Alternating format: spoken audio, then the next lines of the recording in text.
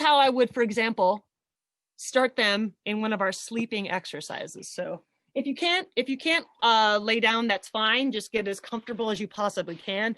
I'll have kids that plant themselves against the wall, right? And that's their, I'm not going to judge them what's comfort or not. So whatever works for them. So we'll take a few moments here. So I would simply have them lay down. Some of them go right underneath the light. And that's, again, they have all this darkness, but they choose to lay underneath the light. So again, what does that mean? What do you think their sleep room is like? But I'll give you the 3 points. And then the first thing, I'll give them 5 minutes to just get comfortable. Okay. So I'm going to kind of turbo through this a little bit longer. This would probably take a whole period, but I'll turbo with it just so you can see.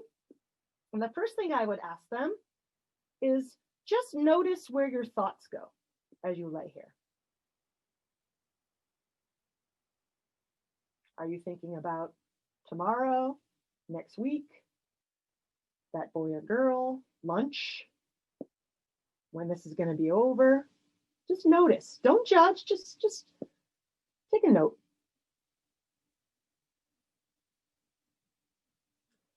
Typically, I work with kids who have really busy minds and they don't know how to go inside yet. So the second thing I will do is we'd be in the same room together. So I'd be able to pick out something external that they can look at. And basically I would use, try to find a dot in the ceiling. And just kind of put your focus there.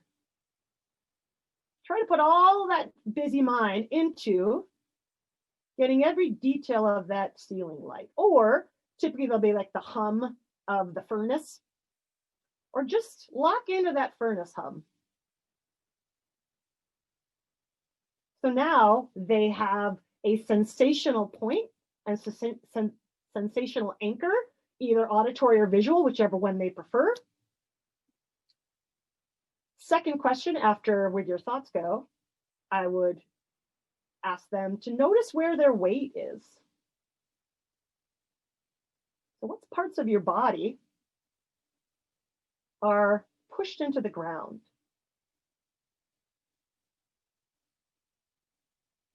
What feels the surface underneath and what's pulled away?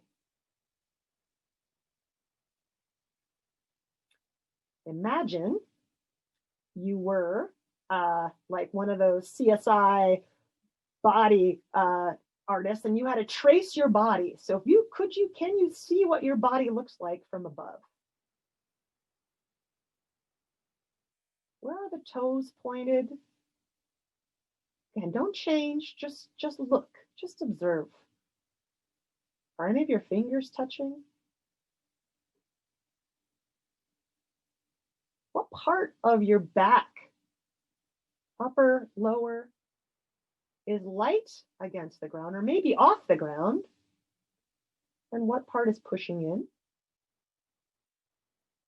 We would go through that for quite a while, right? Again, when you have a busy mind, they're looking for attention points, but they don't know what to pay attention to. So I'm simply giving them all these scatter points.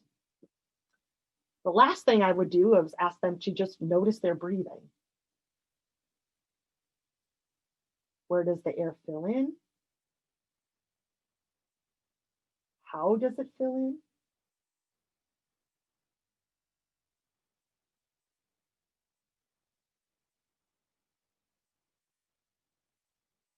If you took a deeper, slower breath, does that change anything?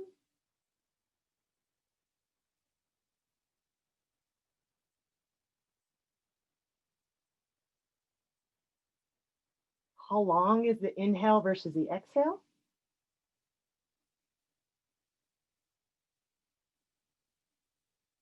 What if you tried to make the exhale last as long as possible?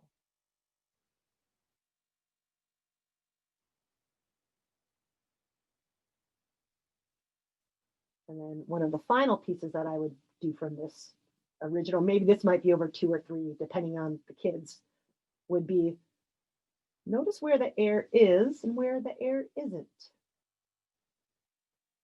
can you try to get the air where it is not going? So right now, all you feel is belly up and down. What about your chest?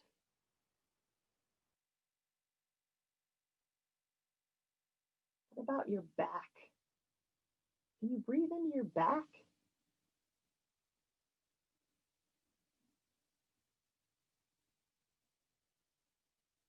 Can you breathe into your right hip?